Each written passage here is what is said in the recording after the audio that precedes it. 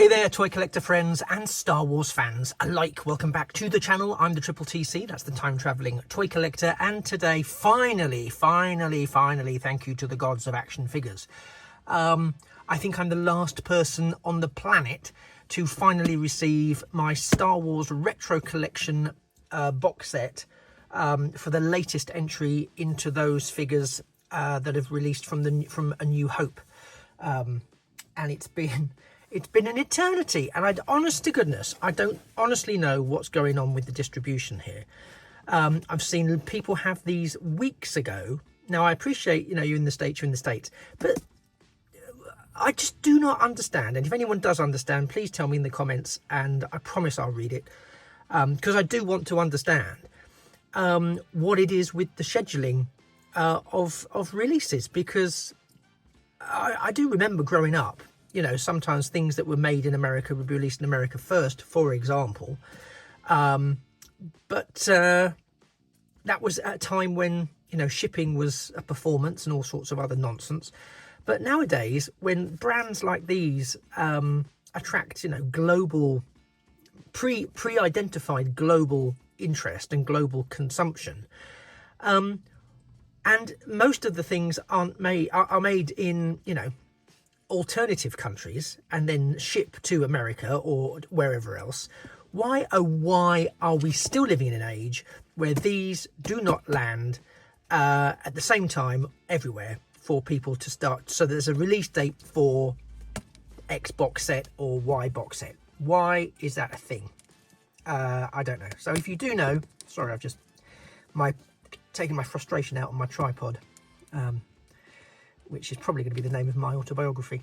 But yeah, so mini rant to one side. Although I say it's a mini rant, I am actually really intrigued to know why a company like Hasbro, disguised as Kenner, cannot orchestrate an international release. And it's not to do with the current tariffy things. I won't buy that, because this was happening long before the tariff situation was coming in. We'd have very sporadic international releases, to the point where some companies are actually saying, look, we're going to get US import stock before we get UK stock.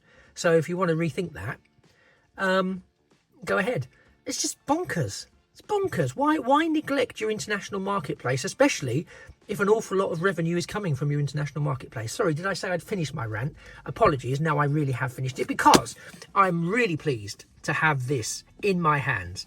It is the Retro Collection. It's the A New Hope, and and one of the things that's really intrigued me about this set, and one of the reasons I was so keen to get it, it does two things that really excites me. The first thing it does is it gives me one of my very first Star Wars figures back as I first had them, which is Walrus Man, because I don't care what his name he's been allocated over time. That's Walrus Man, and that's Walrus Man wearing his ridiculous Dayglow blue and orange outfit.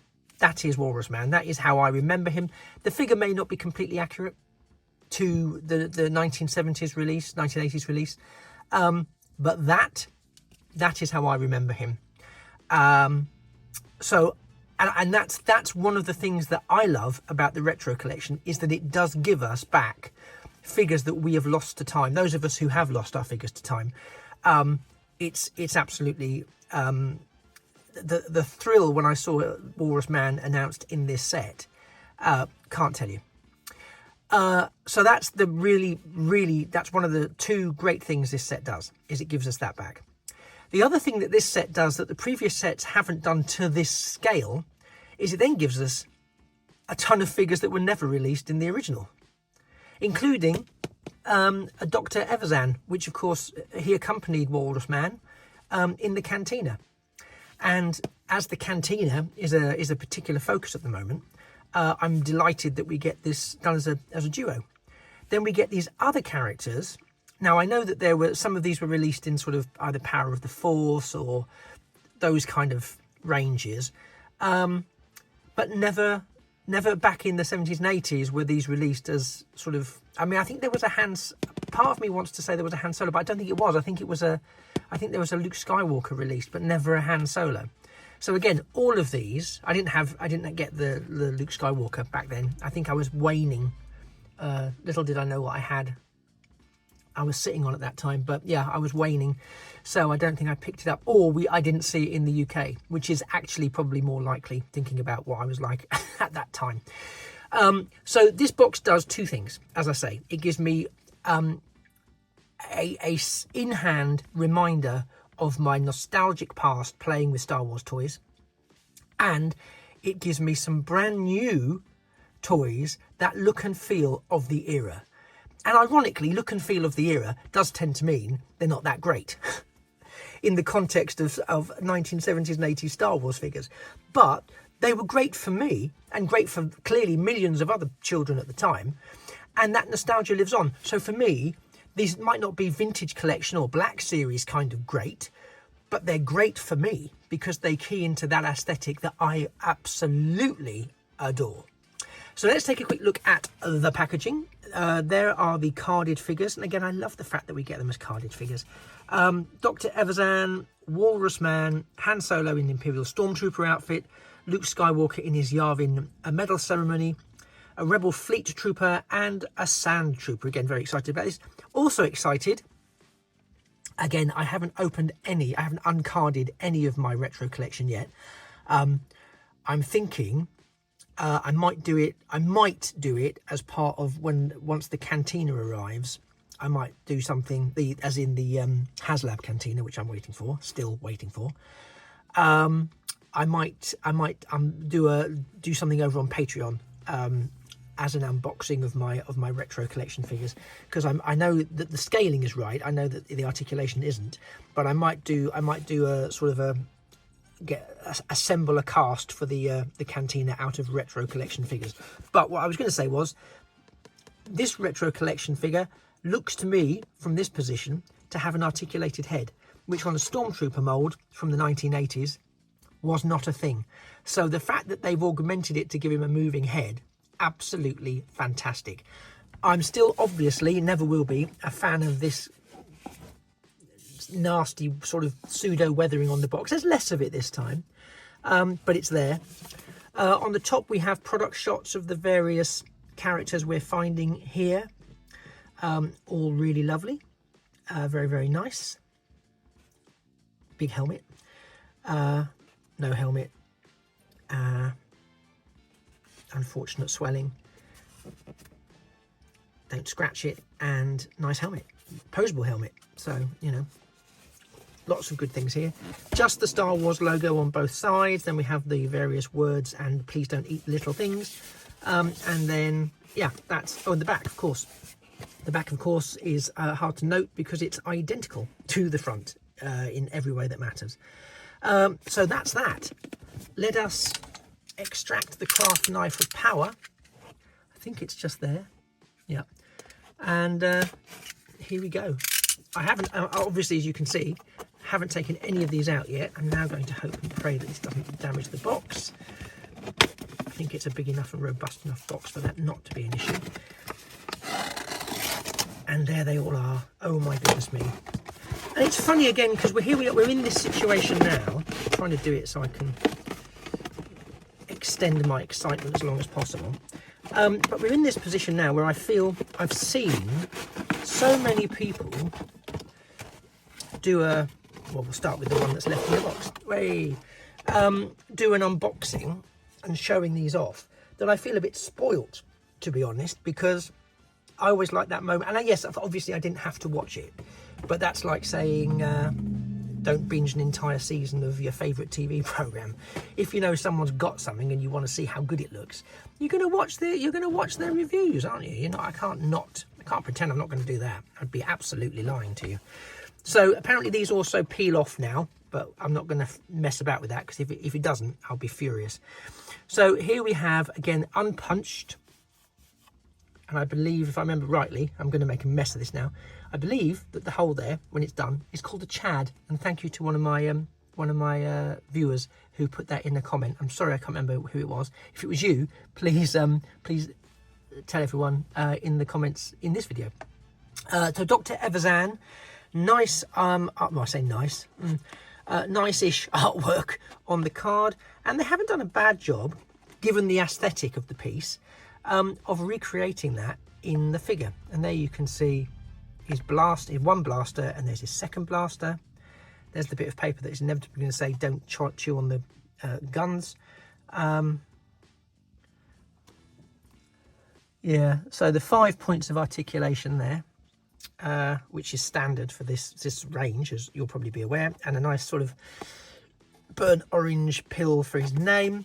The back gives us, and again, I know I do tend to show these. This is the wave that we've got here.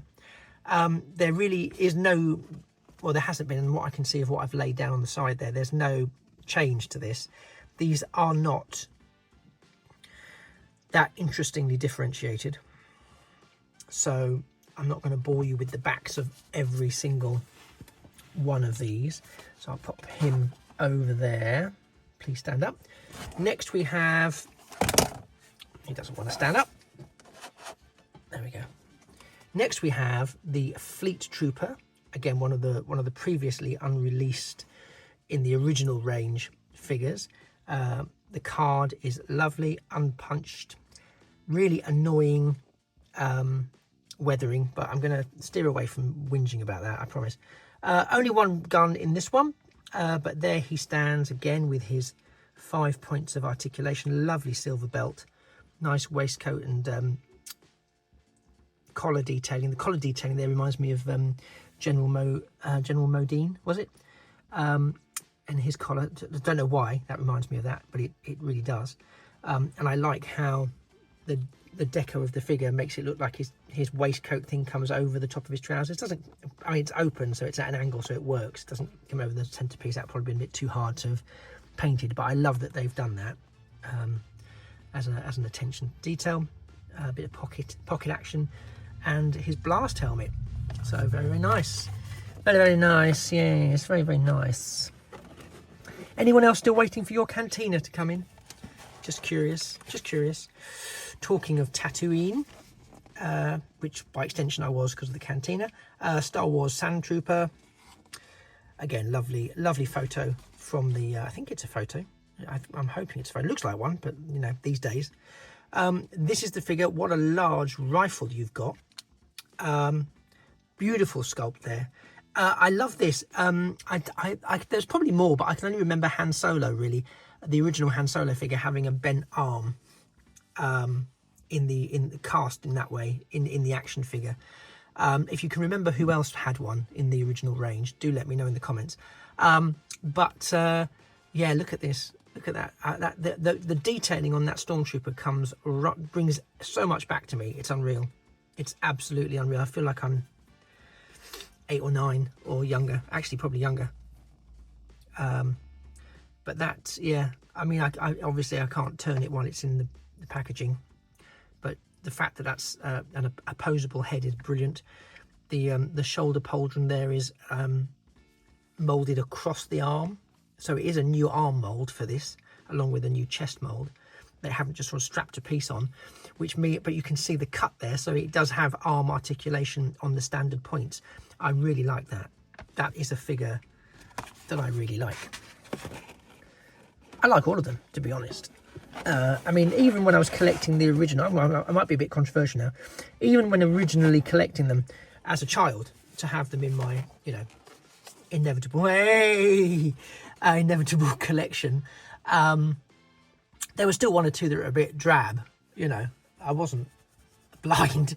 They were a bit drab, but I still really liked them. You know, I still loved them. So here we have Walrus Man. Oh my god.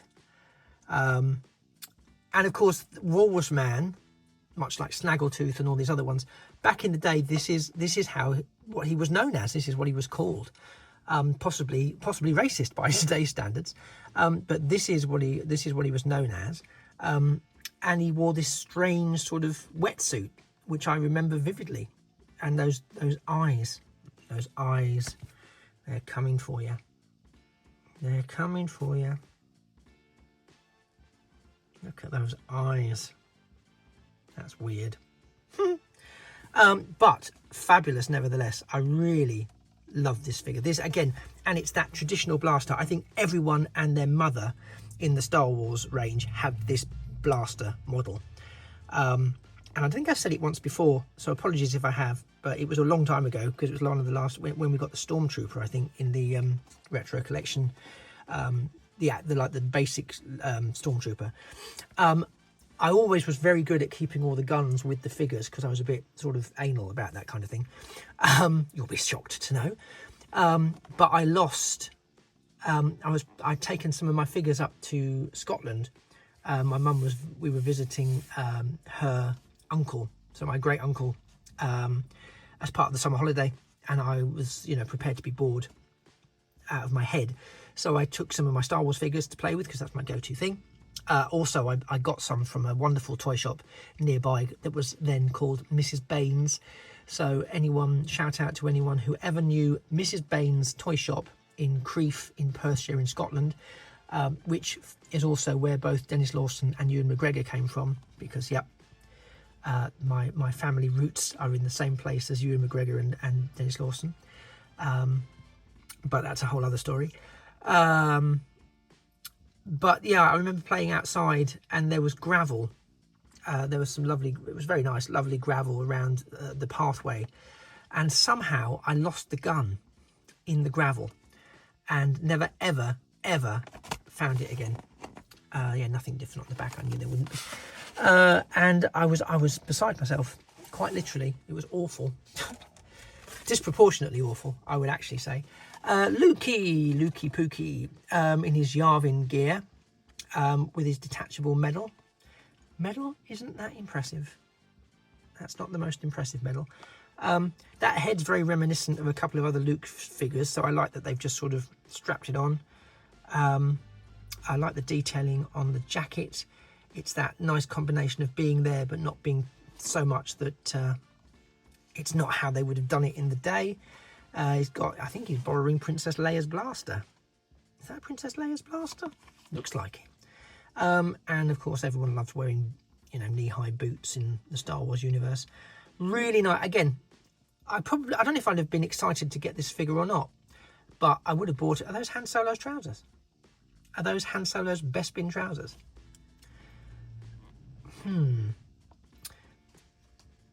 That poses some interesting questions about what goes on in between the movies, what really went on the Millennium Falcon. Let's have to scooch these together a little bit just to try and get them all in. And so last but by no means least, we have Han Solo in his Imperial Stormtrooper outfit. Beautiful picture there of Harrison Ford. And again, look, another maybe it's a Han Solo thing, although that looks more like Tony Danza from when he was doing Charles in Charge. Or was that Scott? Was that Tony Danza? That was Charles in Charge. I don't know now. I mean, however you look at it, it's sort of a bit sort of Tony Danza. It's giving me Tony Danza vibes. Apologies if I've just upset a generation of Tony Danza fans, but it's not a criticism. It just looks like Tony Danza in a Stormtrooper outfit. But it's Han Solo with another bent elbow. After what I was saying earlier, I hadn't even clocked that was the case. He comes with the ubiquitous Stormtrooper rifle there, as well as this mega rifle here. I don't know if there's, and there wouldn't be any storage in the days of these figures, so I doubt they've accommodated storage for one of those on the figure itself. And there's his detachable helmet, which is absolutely gorgeous. It really is gorgeous. I'm just going to see if I can compare it to the other helmet. It's going to be slightly different in size, so it can cope with the Tony Danza head. But again, lovely detailing on the body. Yeah, sorry, I just keep looking back at the other Stormtrooper there to try and see if they play well together. But they will do. But it's handy he's got his kinked arm on this side, because that way I'll know that was Han Solo. Brilliant. And again, so happy. I really hope they redo. I mean, I hope this box set business, because I know they've released a lot of these, separately. I know they've done them separately. So I know there's quite a few that are out there already. I'll just try and move them around, because I'm conscious that I haven't quite got you all in shot there. So yeah, I am mindful that these have been being released for a while, but I am really quite enamoured with this whole box set business. So, you know, we've got all of those there, but I love this box set business because to me that makes them slightly easier to collect, because they're sort of locked together in waves, even if they are fantasy waves that were never previously released. We've had the first key waves of figures from A New Hope. We've had a set from Return of the Jedi. I'm still waiting to see any sets from Empire Strikes Back, which I find absolutely peculiar. We've had a 3-in-3 pack for 2 of the sequels, the prequel sequels, the sequel prequels, whatever you want to call them. But yeah, there's nothing for Empire Strikes Back yet. So I'm really hoping these sets continue. And if they do continue, which again, I can't see any reason why they wouldn't, because I imagine they sell really well, because you've got, you know, schmucks like me who are quite prepared to buy 2 boxes. Having learnt the hard way the first time, I now buy 2 boxes, because although I haven't done it yet, I'm girding my loins for it, really, because I am going to do it, I promise you. But I want one set where, because this is, you can't, I mean, I was going to say you can't buy this. Apparently you can, because I have. But, you know, the nostalgia factor that comes with this, even with the ones that didn't even really exist the first time around, you can't buy that feeling. But you can trigger it by buying these, and so I'm absolutely here to collect all of them. So as they all make their way back into the marketplace or get reissued in the box sets, I'm 100% buying every single one, and getting 2 of them, because I want to keep them looking like this, but I also want to be able to take them out and experience that tactile engagement, because I want to know how they feel. And of course, a couple of these, Dr. Everson, Walrus Man, are the 2 that immediately spring to mind, have just been released in the, or about to be released in the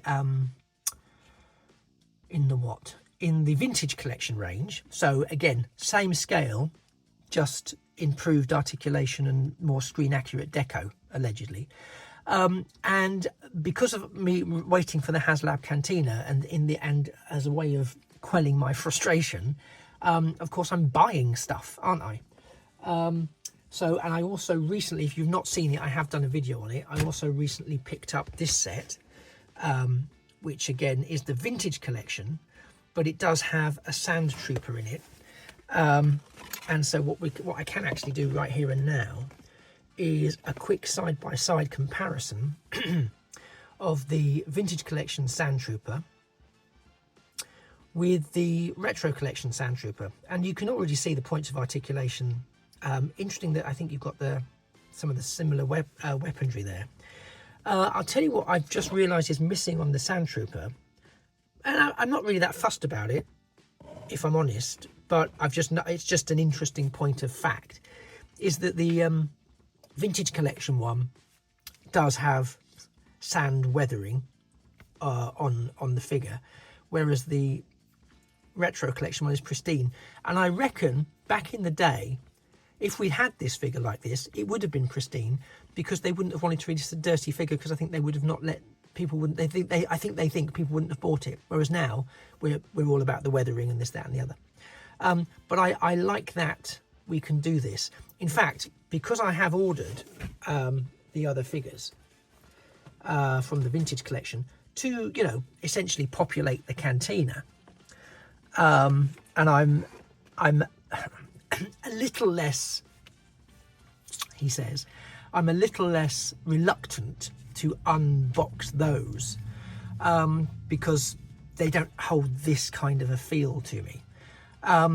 Then I could possibly do a bit more of a figure-on-figure comparison, not least because I also just received in the post, totally unexpectedly, another vintage collection release, which Yodel dropped off, and I thought it was the HasLab. I thought it was the HasLab Cantina arriving, and it wasn't at all. It was the reissue, sort of, in inverted commas, sort of vintage collection take on the 1970, I think it's 78 or 79 Cantina Adventure set. And I'll be honest, I had no recollection of even ordering it. So I don't know whether I don't know where it came from. I honestly, and I couldn't even find it in my search of back orders. So I'm sure I must have ordered it, because I wouldn't have received it otherwise. But I can't find where I've ordered it from. Yeah, so that's also got some additional versions of some of these figures, and I think it might be quite fun. I mean, I'm gonna do an opening of that on here, because I haven't opened that yet. I was so bamboozled when I saw it, and over the moon. So I'm going to do a follow-up to this video quite swiftly with that one. And then what I'll probably do is, just not to overclutter this channel, I'll do the comparisons between the retro and the vintage collection figures over on Patreon. So if you don't already follow me on Patreon, please do. I'll put the link in the description down below. And so you know, there is a completely free tier where the majority of stuff you can access. There is one paid tier, which is super cheap in my opinion. It's the cheapest they'll let me do it for, put it that way. And all of the funds raised, if any, by that will go directly into purchasing other things like this, because it's a little bit of an expensive pastime. And whilst I'm not expecting to earn a fortune from it, it's quite nice to have a bit of a pot which I can then use for certain things. And I do have certain things in my head that I might want to get down the line. Well, I've got a list, to be honest, and I don't think Patreon's going to deliver for me. I'm not that naive, but every little helps, as they say. So if you are in a position to support the channel, then by all means join that tier, and I will try and put exclusive material on at least twice a month on the channel. I've literally only just started it, so there's not a huge amount there at the moment, but keep watching. But equally, if you just want to go there for some behind the scenes stuff and some photos that aren't obviously on YouTube, and some other bits and pieces, then as I say, there's a completely free option, and that completely free option will also give you opportunities to engage with me around some questions about toys and figures and various other bits and pieces. So please do that. Also, if you haven't yet liked the video and you're enjoying looking at these things with me and my little nostalgia tour, then please hit the like button. And of course, it would be fantastic if you could drop a completely free subscription to this channel. It really helps boost it, and it totally helps me get to my next subscriber milestone, for which I will be eternally grateful. Okay, you have been a fantastic companion as I've been looking through these 6 wonderful figures as they enter into my collection for my retro collection of Star Wars figures. Let me know in the comments if you've picked these up, when you received them. I'm assuming everyone in the world has received them except me. This, bonkers. But what would you like to see in the retro collection? Are there any original figures, much like Walrus Man, you're particularly keen to see re-realized so that you can get your hands on them again? And is there anything from the original movies that were not released in the 70s and 80s that you would really love to see, given the retro collection treatment? Let me know down below. I will see you in a future, or of course a past video, and it just remains for me to say that things of beauty really are toys forever. Take care. Bye bye for now.